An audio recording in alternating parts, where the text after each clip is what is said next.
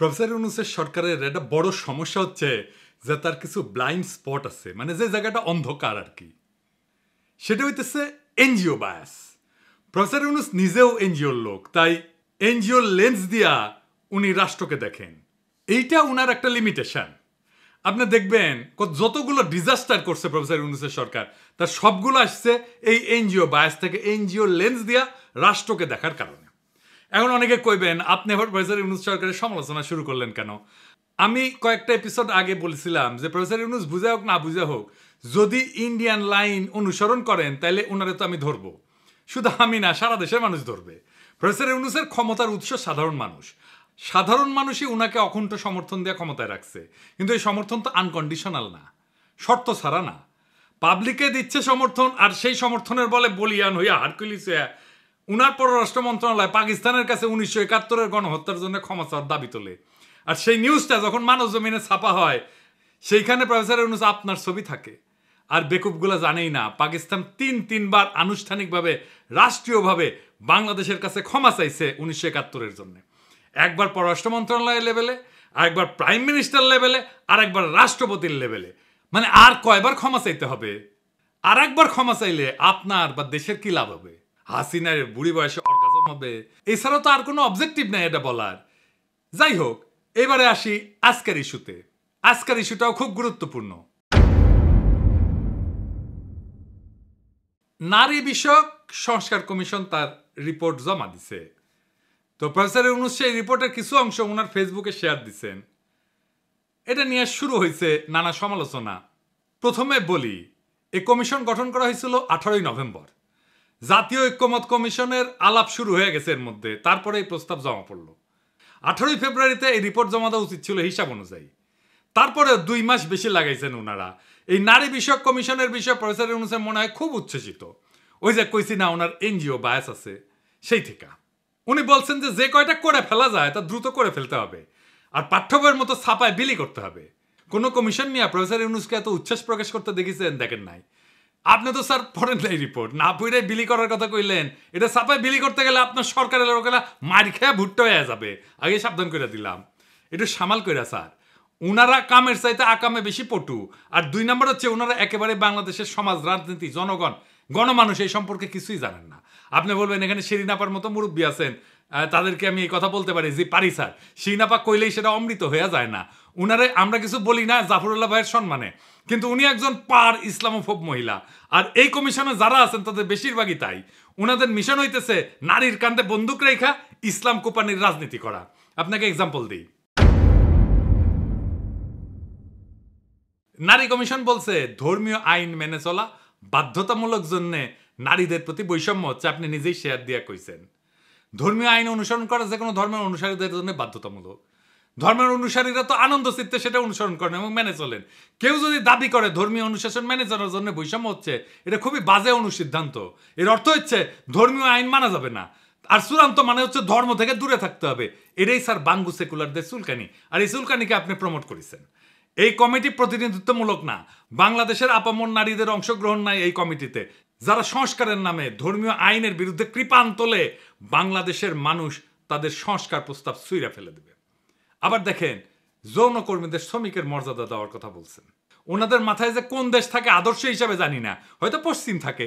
পশ্চিমের চিন্তা, পশ্চিমের প্র্যাকটিস ওনারা চাপাই দিতে চান বাংলাদেশের উপরে, ঝামেলা বাঁধে সেইখানে। কিন্তু ওনারা তো পশ্চিমের যে ডাইভার্স প্র্যাকটিস সেটা নিয়ে জানেন না, ওনাদের সেই জ্ঞানও নাই। আমার অনুমান ওনারা কিছুই জানেন না। ধরা যাক ফ্রান্সে কি নিয়ম জানেন? সুইডেন, নরওয়ে, ফ্রান্স এই সমস্ত দেশে যৌনকর্মী না, বরং ক্রেতাদের যারা যৌন সেবা গ্রহণ করে তাদের শাস্তির আওতায় আনা হয়। এদেরকে বলা হয় নর্ডিক মডেল। তাহলে বুঝতে পারতেছেন যে পতিতাবৃত্তিকে কিভাবে কোন কায়দায় ট্যাকেল করা হয় পশ্চিমে। আপনি তো অপমানকর, মর্যাদাহানিকর একটা পেশাকে আইনি কাঠামোর মধ্যে এনে বৈধতা দিতে পারেন না। আপনারা পতিতাবৃত্তিতে ইন্ডাস্ট্রি বানাইতে চাইতেছেন, সেখানে টাকা বিনিয়োগ হবে, আর বাংলাদেশের নারীরা সেখানে শ্রমিক হিসেবে কাজ করবে। মানে পতিতাদের অ্যাপয়েন্টমেন্ট লেটার দিবে, পেনশন থাকবে, প্রমোশন হবে, পতিতারা ট্রেড ইউনিয়ন করবে। Are you crazy? মাথা মতো ঠিক আছে আপনাদের? নারীদের সম্মানজনক কর্মসংস্থান করতে হবে, এটা যদি লক্ষ্য হয় তাহলে এমন ব্যবস্থা করেন দক্ষতার যোগ্যতা অনুসারে সকল নারীর কর্মসংস্থানের জন্য বাংলাদেশের পুরুষদের যদি আধা পেটা খায় থাকতে হয় তাহলে সেটাও বাংলাদেশের পুরুষেরা মেনে নেবে। কিন্তু এটা মানবে না, আগুন জ্বালায় দিবে। মাথায় রেখেন, আগুন নিয়ে খেলেন না। এই যে কমিশন, এরা কি নারী নীতি বিষয়টা বুঝে? আসেন সেটা বুঝে দেখি নারী নীতি কেমন হওয়া উচিত। রাষ্ট্রের কাজ হইল সব নাগরিকের জন্য যুক্তিপূর্ণ, কার্যকর এবং ন্যায্য নিয়ম তৈরি করা। মোট কথায় নাগরিকের অধিকার প্রতিষ্ঠা করা। কি অধিকার? লিগাল রাইট, পলিটিক্যাল রাইট আর ইকোনমিক রাইট, এই তিনটা। এটাই রাষ্ট্রের নির্দিষ্ট কাজের এলাকা, এটাই রাষ্ট্রের কাজ। তাহলে আসেন এই লিগাল, পলিটিক্যাল আর ইকোনমিক রাইটের প্রশ্নের গভীরে যাই। রাষ্ট্রের দায়িত্ব খুবই স্পষ্ট। এই দায়িত্বগুলাই সব নাগরিকের প্রতি রাষ্ট্রের দায়িত্বের সাথে যুক্ত। সব নাগরিকের অধিকার নিশ্চিত করা, এটা পলিটিক্যাল রাইট। আইন তৈরি এবং প্রয়োগ করা সব নাগরিকের জন্য, এটা লিগাল রাইট। আর সুযোগ এবং সম্পদের সমভাবে বিতরণ করা, এইটা ইকোনমিক রাইট। রাষ্ট্রকে নাগরিকের ইন্ডিভিজুয়াল রাইট প্রতিষ্ঠা করতে হয়। এই নারীবাদীরা ইসলাম কোপানির খায়েশ নিয়ে যেটা করতে যায়, সেটা হইতেছে নারীর সম্পত্তির অধিকার নিয়ে কথা বলে। তারা বলে ধর্মের জন্য নারীরা বৈষম্যের শিকার হচ্ছে, সেজন্যই বলছে ধর্মীয় অনুশাসন মানায় বৈষম্যের শিকার হয় নারীরা। এই বৈষম্য থেকে বাঁচতে বাবার সম্পত্তিতে নারীর সমান অধিকার দরকার। এটা হিন্দু মুসলমান কেউই মানবে না। আচ্ছা বলেন তো, সম্পত্তি তো আমার, সেটা আমি কিভাবে বন্টন করব আমার উত্তরাধিকারের কাছে? সেটা একান্তই আমার ইচ্ছা। এটাকে আইনের ভাষায় বলে উইল। আপনারা শোনেন না উইল করে দিয়ে যায়? বিদেশে দেখেন না বিড়ালের নামে উইল করে দিয়ে যায়। আমার সম্পত্তি আমি যাকে খুশি লিখে দেবো, আমি আমার সন্তানদেরকে না দিয়ে আমি বিড়ালকে দিয়ে যাব। এটা আমার ইচ্ছা, এটা আমার উইল। এইখানে কারো কিছু বলার নাই। রাষ্ট্র দেখবে আমার যেটা ইচ্ছা সেটা বাস্তবায়িত হচ্ছে কিনা, এটাই রাষ্ট্রের অধিকার, এটাই রাষ্ট্রের দায়িত্ব। রাষ্ট্রের বলার কথা না আমি কাকে কতটুকু দেব সম্পত্তি, এইটা রাষ্ট্র ঠিক করে দেবে না। রাষ্ট্র আমার ইচ্ছাকে মর্যাদা দেবে, সেটাই রাষ্ট্রের দায়িত্ব। কিন্তু এই নারীবাদীরা বলে সম্পত্তিকে সমানভাবে ভাগ করে দিতে হবে। আমি যদি আমার মেয়েকে বেশি দিতে চাই, পারবো না? অবশ্যই পারবো। এটাই আমার উইল। আমার ব্যক্তিগত সম্পত্তি আমি কিভাবে আমার উত্তরাধিকারের কাছে দেব, সেটা একান্তই আমার নিজের সিদ্ধান্ত। দুনিয়ার কোনো রাষ্ট্র এটা হাত দেয় না। ইউরোপে কেউ মানবে যদি রাষ্ট্র বলে তুমি তোমার উত্তরাধিকারের মধ্যে এইভাবে বন্টন করে দাও সম্পত্তি? মানবে না। কিন্তু বাংলাদেশের নারীবাদীরা এটা করতে চায়, কারণ এই অসিলায় তারা ইসলাম কোপাইতে পারে। এটা ইসলাম কোপানির ইন্ডিয়ান তরিকা। তো এখন কইতে পারেন দাদা কিছু হইলে ইন্ডিয়া ঢুকায় দেয়। জি না ভাই, বুঝাই দিই। আপনারা ভারতে মুসলমানদের ওয়াকফ সম্পত্তি মোদি গ্রাস করতে চায়, শুনেছেন না? কিভাবে গ্রাস করতে চায় জানেন? ইউনিভার্সাল সিভিল কোডের নামে। এটা কি? এই ওয়াকফ সম্পত্তি যেটা মসজিদ, মাদ্রাসা, কবরস্থান এই তিনদের জন্য দাঁড় করা হয়, তার পরিমাণ হইতেছে 6 লাখ একরের বেশি ভারতে। এটা মুসলমানদের একটা বিরাট বড় সম্পদ, সামাজিক সম্পদ। এই বিশাল সম্পদের উপর আজ সবচেয়ে বড় হুমকি হয়ে উঠছে তথাকথিত ইউনিফর্ম সিভিল কোড। এর মানে হচ্ছে সব ধর্মের জন্য এক আইন চাই। শুনতে খুব সুন্দর, কিন্তু প্রশ্ন হইল এই এক আইনের সুতায় তারা কি মুসলমানদের ধর্মীয় দাতব্য প্রতিষ্ঠানগুলোকে দুর্বল করে দিতে চায়? আসলে চায়। হ্যাঁ, ওয়াকফ মানে হচ্ছে স্থায়ী দান। এই সম্পত্তি কেউ বিক্রি করতে পারে না, উত্তরাধিকার দাবি করতে পারে না। এটা গরিব, দুঃখী আর ধর্মীয় কাজে ব্যবহার করা হয়। ইউনিফর্ম সিভিল কোড চালু করে বলা হবে সব দান হবে এক নিয়মে, ধর্মীয় ভিত্তিতে দান না। বোঝা যাচ্ছে না? এর মানে ওয়াকফকে অসাংবিধানিক বলে বন্ধ করার রাস্তা তৈরি করা হচ্ছে। ওয়াকফ বোর্ডকে রাষ্ট্রের নিয়ন্ত্রণে না, মুসলমানদের দানের উপরে সরকার বৈশা পড়বে। এটা শুধু আইন না, এটা একটা অর্থনৈতিক আক্রমণ। মুসলমানদের সবচেয়ে বড় ধর্মীয় এবং জনহিতকর সম্পদ এখন রাজনৈতিক টার্গেট হয়ে গেছে। তাই ইউনিফর্ম সিভিল কোড এইটা মুসলমানদের অধিকার উচ্ছেদের জন্য। ভারতের মুসলমানদের জন্য এই লড়াই শুধু বিশ্বাসের না, এটা অস্তিত্বের লড়াই। এখন এই ইউনিফর্ম সিভিল কোড হচ্ছে হিন্দুত্ববাদী মোদির অস্ত্র, যা দিয়া মুসলমানদের সম্পদ, তার শক্তিকে, তার সমাজকে খর্ব করতে চায়। এই ইউনিভার্সাল সিভিল কোডের বাংলাদেশি ভার্সন হচ্ছে সম্পত্তিতে নারীর সমান অধিকার। এইটা দিয়ে ইসলাম কোপানি যাবে। এইটা ইন্ডিয়ান প্ল্যান। এই যে দেখেন না কুসুখিতি, এটা স্ট্রংলি এগ্রি করেছে, স্ট্রংলি ইংরেজিত কইছে। ইংরেজি যেহেতু কইছে ঠিকই কইছে, তাই না? এবার মিলে যে কুসুখতির টাকা টুকা যে দেয় ওয়াকার, সেই ইন্ডিয়ার বাংলাদেশি প্রজেক্টের এক্সটেনশন সন্দেহ আছে। এইভাবে কে কার কহিয়া খেলে সেটা ফসাদ কইরা বাইরে হয়ে যায় মাঝে মাঝে। সম্পত্তিতে নারীর সমান অধিকার দিলে কি সমস্যা হবে? আসেন বুঝে দেখি। প্রথম কথা হচ্ছে এটা ধর্মীয় বিধান। যে যার ধর্মের বিধান মানবে। আমি আমার সম্পত্তি কাকে কিভাবে দেবো এটা ব্যক্তির সিভিল লিগাল রাইট। এটা হাত দেওয়ার অধিকার রাষ্ট্রের নাই। ধর্মের বিধানগুলো তো এমনি এমনি আসে নাই, এর পিছনে যা লজিক সেটা আমি যাব না। এটা ধর্মীয় নেতারা ব্যাখ্যা করবেন। আমি আমাদের সোশ্যাল ফেব্রিকের আলাপ করব, যা হাজার হাজার শতাব্দীর ভিতর দিয়ে গড়ে উঠছে। সেই সোশ্যাল ফেব্রিক নষ্ট হয়ে যাবে। কি সেটা? সেটা ভয়ঙ্কর একটা বিষয় হবে। বোন ভাইয়ের চাইতে ধর্মীয় বিধান অনুসারে পিতার সম্পত্তি কম পায়, এটা অঙ্কের হিসাব। কিন্তু সেই কম পাওয়াটা বহুগুণে বাইরে যায় একটা সামাজিক ঘটনায়, একটা সোশ্যাল ইঞ্জিনিয়ারিংয়ে। আমাদের সমাজে মায়ের পরে একজন ছেলের কাছে সবচেয়ে মূল্যবান সম্পর্কটা কোনটা? কোনটা? মামা। 2 বার মা ডেকে আমরা এই মামার সম্পর্কটা তৈরি করি। আমি যে আবদার এমনকি মায়ের কাছেও করতে পারি না, সেই আবদার আমাদের কালচারে মামার কাছে করতে পারি। মামার বাড়ির আবদার এটা বলি না, এটা কি মামার বাড়ি পাইছো এটা বলি না। এটা কেমনে আসে? ওই সোশ্যাল ইঞ্জিনিয়ারিং এর জন্য যেই অতিরিক্ত সম্পত্তি পায় মামা, তার কারণে এমন একটা মধুর কেমিস্ট্রি মামার উপরে পড়ে যে মামার সম্পত্তির উপরে, মামার বাড়ির উপরে ভাগনার একটা আলাদা অধিকার জন্মায়। সামাজিক অধিকার, ভালোবাসার অধিকার। ওই যে বলে না, তাই তাই তাই মামার বাড়ি যায়, মামা দিল দুধ ভাত দুয়ারে বসে খাই।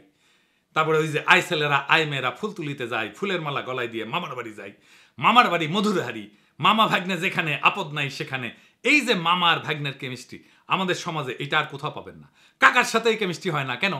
কারণ ওই ধর্মের অনুশাসন শুধু সম্পত্তির অধিকার ঠিক করে দেয় নাই, সেটার সাথে সোশ্যাল ইঞ্জিনিয়ারিং করে দিছে যেন বোনের ছেলে মেয়ের মামার উপর এক স্নেহের, ভালোবাসার, নির্ভরতার একটা সম্পর্ক তৈরি হয়। এই নারীবাদীরা সেটাও ভেঙ্গে দিবে। আপনি দেখছেন এরা এতটাই নির্বোধ যারা 1000 বছর ধরে গড়ে ওঠা একটা সমাজকে মুহূর্তের মধ্যে কলমের খোঁচায় ধ্বংস করে দিতে চায়। এতই নির্বোধ এরা।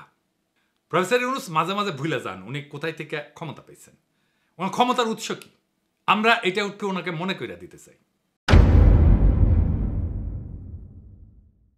উনার ক্ষমতার উৎস বাংলাদেশের আপামর জনগণ। এই আপামর জনগণই প্রফেসর ইউনূসের সরকারকে ক্ষমতায় রাখছে। প্রফেসর ইউনূসের ক্ষমতার উৎস মানুষ, এটা যতক্ষণ পর্যন্ত মনে রাখবেন ততক্ষণ পর্যন্ত প্রফেসর ইউনূস শক্তিশালী। সাধারণ মানুষ উনার পিছন থেকে সরে গেলেই উনি শক্তিহীন। ওনাকে উষ্টা দেওয়ার জন্য অনেকে মুখায় আছে, ইন্ডিয়া মুখায় আছে, ওয়াকার মুখায় আছে, বিএনপি মুখায় আছে, আওয়ামী লীগ মুখায় আছে। এরা কেউ সফল হইতে পারতেছে না, কারণ সাধারণ মানুষ পাহাড়ের মতো দৃঢ় ঐক্য নিয়ে প্রফেসর ইউনূসের পিছনে দাঁড়াইছে। প্রফেসর ইউনূস তার এই ক্ষমতার উৎসকে যদি অস্বীকার করেন, সেই মুহূর্তে ওনার পতন, ওনার সমস্ত শত্রু ওনাকে ধ্বংস করে ফেলবে। তাই প্রফেসর ইউনূসের প্রতি এটা সতর্ক বার্তা। বাংলাদেশের সাধারণ মানুষের ধর্মীয় বিশ্বাস, সামাজিক মূল্যবোধ এর বিরুদ্ধে কখনো দাঁড়াবেন না। আপনি মনে রাখবেন বাংলাদেশের খুব সাধারণ মুসলিম সমাজ আপনার পেছনে দাঁড়াইছে। তার সমস্ত সমর্থন, আত্মার সমস্ত শক্তি নিয়ে আপনি শক্তির ভালোবাসাকে উপেক্ষা করবেন না। এর পরিণতি হবে ভয়ানক। এই নারী নীতিতে কি আছে আমরা পুরোটা পড়ে দেখিনি, কিন্তু যেই স্যাম্পল বা ট্রেলার দেখলাম তাতে বাংলাদেশের সাধারণ মানুষ শঙ্কিত। আমি আশা করব সাধারণ মানুষের সংখ্যাকে গুরুত্বের সাথে বিবেচনা করবেন। এই নারী নীতি ব্যাপক পর্যালোচনা ছাড়া কোনো সংস্কারের পথে অগ্রসর হওয়া উচিত হবে না। প্রফেসর ইউনূস আপনি যদি এই জাতির উপরে ভর কইরা এই দেশের মানুষকে পেছনে রেখে হঠাৎ করে এমন কিছু চাপায় দেন যা এই সমাজ চেনে না, মানে না, বিশ্বাস করে না, তাহলে এই জাতি কিন্তু একসময় আপনাকে প্রশ্ন করবে। আপনার শক্তি কিন্তু বিদেশি মিডিয়া না বা ডোনাররা না, আপনার শক্তি এদেশের আপামর জনগণ, মুসলমান, তাদের সন্তান, যাদের হৃদয়ে আপনার উপরে এখনো বিশ্বাস আছে। আপনি যদি সেই বিশ্বাস ভেঙে ফেলেন, যদি ধর্মীয় বিশ্বাস, সামাজিক মূল্যবোধ, পারিবারিক কাঠামোকে না বুঝে বিদেশি এনজিওর ফর্মুলা দিয়া রাষ্ট্র চালাইতে যান, তাহলে আপনি টিকবেন না। কারণ এই দেশ কোনো ল্যাবরেটরি না, এই জাতি গিনিপিগ না। এই জাতি 24-এর বর্ষা বিপ্লবের রক্তে দাঁড়ানো, ইসলামের শেকড়ে বাঁধা, সামাজিক পারিবারিক বন্ধনে গড়া জাতি। এটাই আপনার ক্ষমতার আর বৈধতার উৎস। আপনি যদি এই জাতিকে এনজিও বানাইতে চান, তাহলে এই জাতি আপনাকে রাজনীতির ইতিহাসে একটা দুঃখজনক ব্যর্থতা হিসেবে মনে রাখবে। এখনো সময় আছে। সাধারণ মানুষের ভাষা বোঝেন, ধর্মের প্রতি তাদের আবেগ বুঝেন, এই মাটির গন্ধ বুঝেন। না বুঝলে আপনি থাকবেন হয়তো পদে, কিন্তু মানুষের হৃদয়ে থাকবেন না। মনে রাখবেন এই জাতি অনেক ধৈর্য ধরে, কিন্তু একবার যদি জায়গা ওঠে ফাগুনের আগুনের মতো ছড়ায় পড়ে, সেই আগুন কিন্তু কারো ক্ষমতা দেখে না, পদ দেখে না, অতীত দেখে না, ইতিহাস দেখে। ইতিহাসের এক সময়ের মহানায়কের স্মৃতি বিজড়িত বাসভবন মুহূর্তেই গুড়ায় দেয় প্রবল ঘৃণায়। তাই সতর্ক হন, সংলগ্ন হন, এবং সবচেয়ে বড় কথা, মানুষের কথা শোনেন, আমাদের কথা শোনেন। আপনার ক্ষমতার আসল মালিক তারাই। ইনকিলাব জিন্দাবাদ।